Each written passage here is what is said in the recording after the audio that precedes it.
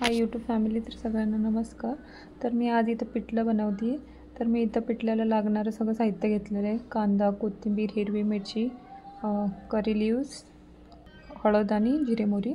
इथं मी 2 कांदा कापून घेतलेला आहे आणि इथं हिरवी मिरचीचं मी ग्राइंड करून घेते. हे कच्चेच हिरवी मिरची घेतलेले आहे. तर इकडं आपलं तेल गरम होतं आहे. तर तेलामध्ये जिरे आणि मोहरी टाकायचं. तेल पहिला कडक गरम झालेलं पाहिजे. तर मग जिरे मोहरी फ्राय करून झालं की मग इथं 2 कापलेला बारीक कांदा आणि त्याच्यामध्ये हे करी लिव्स करून टाकले. थोडंसं मी झाकण लावते.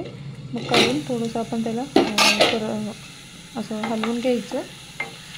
थोडंसं हलवून घ्यायचं कांद्याला.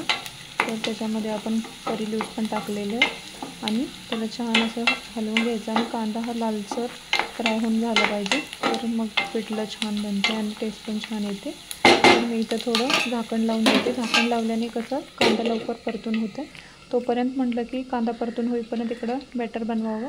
तर मी इथं जेवढं लागेल तेवढं बेसन घेतलेलं आणि त्याच्यामध्ये चवीनुसार मीठ, अर्धा चमचा मी इथं मीठ टाकलं आहे आणि त्याच्यामध्ये थोडंसं हळद, अर्धा चमचा हळद आणि मी इथे अजवाईन टाकलेलं आहे. तर त्याच्यामध्ये अर्धा ग्लास पाणी घालून मस्त असं बॅटर बनवून घ्यायचं. बॅटर हे थोडंसं पातळच पाहिजे म्हणून मी असं अर्धा ग्लास पाणी टाकलेलं आणि छान असं विस्कने पूर्ण मिक्स करून घ्यायचं. सगळे गाठं फोडून घ्यायचे ह्याच्याने. त्याच्यामध्ये गाठी नाही ठेवायचे. तर मग ते शिजताना पण सगळं गाठे होतात. म्हणून मी इथं छान असं हलवून घेतलं. तोपर्यंत कांदा पण परतून झालं. तर इथं मी हिरवी मिरची जे ग्राइंड केलेलं ते टाकलं. हिरवी मिरची कच्चीच होतं म्हणून ते तेलामध्ये आपण फ्राय करून घ्यायचं. नाहीतर आपण त्या बॅटरमध्ये पण मिक्स करू शकतो पहिल्याच भाजून घेतलं तर.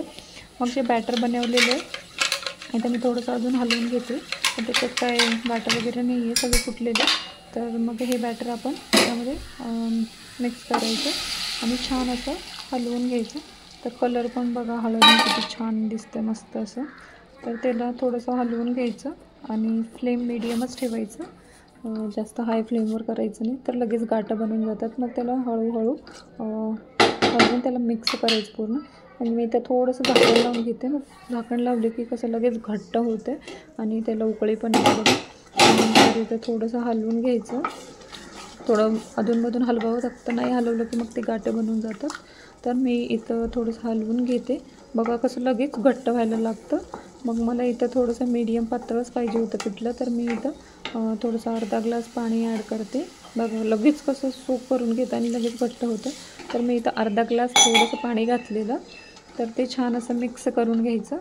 मिक्स करून सगळं एकजीव करायचं आणि थोडंसं झाकण लावलेलं मी 2 मिनटासाठी.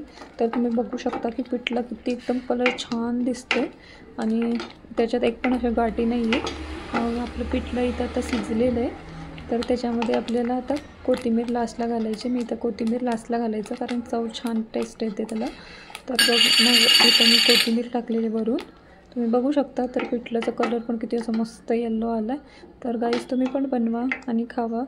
तर आवडलं असेल तर सबस्क्राईब, लाईक करा. थँक्यू.